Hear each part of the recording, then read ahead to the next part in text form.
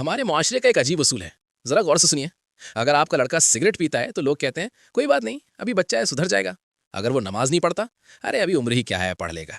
लेकिन अगर गलती से उसने घर में कह दिया, अब्बू मुझे फला लड़की पसंद है, मैं उससे निकाह करना चाहता हूँ, तो भाई साहब पूरे खानदान में ऐसा भूचाल आता है जैसे कयामत आ गई हो। अचानक वो लड़का बेशर्म हो जाता है, नाफरमान हो जाता है। अब्बा की इज्जत, दादा की पगड़ी और खानदान की नाक सब खतरे में आ जाता है। अरे भाई, क्या निकाह करना कोई गुनाह कबीरा है, या हमने अपने घमंड को दीन बना लिया है? अब जरा जज्बात साइड में रखिए और हकीकत सुनिए। आज हम जिस चीज को फॉलो कर रहे हैं वो इस्लाम नहीं है, वो कल्चर है। वो हमारे बाप दादाओं के बनाए हुए रिवाज हैं। इस्लाम तो वो दीन है जिसने सबसे पहले औरतों को अपना हमसफर चुनने का हक दिया। लेकिन हमारी सोसाइटी का मसला ये है कि हम अल्लाह से ज्यादा बिरादरी से डरते हैं। हमें डर इस बात का नहीं है कि कयामत के दिन अल्लाह क्या पूछेगा। हमें डर इस बात का है कि शादी में फूफा जी क्या कहेंगे, पड़ोसी क्या कहेंगे। याद रखिए, हमने कुरान को ताक पर रख दिया है और लोग क्या कहेंगे को अपना खुदा बना लिया है। और यही हमारी बर्बादी की जड़ है।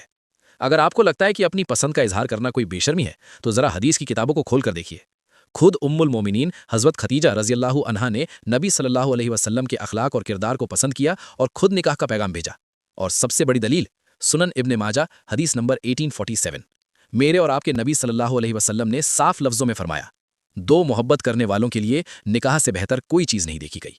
गौर कीजिए, नबी ने यह नहीं कहा कि मोहब्बत करना हराम है, बल्कि उन्होंने उसका हल बताया, और वो हल निकाह है। इस्लाम दिल के जज्बात को मारता नहीं है, बल्कि उसे पाकीज़गी का रास्ता देता है। अब मेरी बात हर वालिदैन कान खोल कर सुन ले। क़यामत के दिन हशर के मैदान में आपकी बिरादरी, आपकी जाति और आपके रिश्तेदार आपको बचाने नहीं आएंगे। वहां सिर्फ आपके आमाल देखे जाएंगे। अगर आपके बच्चे निकाह करना चाहते हैं और लड़का लड़की दीनदार हैं, अच्छे हैं, फिर भी आप सिर्फ अपनी अना और जिद की वजह से मना कर रहे हैं, तो याद रखिए, अगर वो बच्चा डिप्रेशन में चला गया या उसने बागी होकर जिना कर लिया, तो उस गुनाह का बराबर का अजाब आपके सर पर होगा। आप हलाल को मुश्किल बनाकर खुद अपने बच्चों के लिए हराम का दरवाजा खोल रहे हैं। अंत में एक जरूरी बात नौजवान लड़के और लड़कियों के लिए भी। पेरेंट्स की गलती अपनी जगह है, लेकिन इसका मतलब ये नहीं कि आपको खुली छूट मिल गई है। इस्लाम ने अगर पसंद की इजाजत दी है तो उसके कुछ हुदूद भी तय किए हैं। मोहब्बत और बेशर्मी में एक बहुत बारीक लकीर होती है। अगर आप उस दायरे को पार कर गए तो वही पाकीज़ा मोहब्बत कब गुनाह कबीरा बन जाएगी आपको पता भी नहीं चलेगा। क्या आप जानना चाहते हैं कि इस्लाम में हलाल मोहब्बत और हराम मोहब्बत में असल फ़र्क क्या है?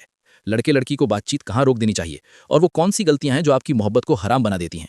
अगर आप इस टॉपिक पर एक डिटेल्ड वीडियो चाहते हैं तो अभी कमेंट में लिखें हलाल लव। इंशाल्लाह अगला वीडियो इसी पर होगा, ताकि आपको अपने दायरे और अल्लाह की हदों का सही इल्म हो सके। अल्लाह हम सबको हिदायत दे, आमीन।